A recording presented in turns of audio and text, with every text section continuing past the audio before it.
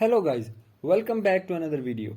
In this video I will show you how to fix Black Desert Online crashing problem on your Windows 11 or Windows 10.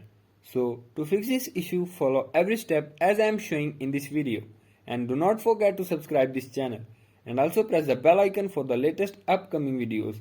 Hope so this will fix your problem and help you a lot.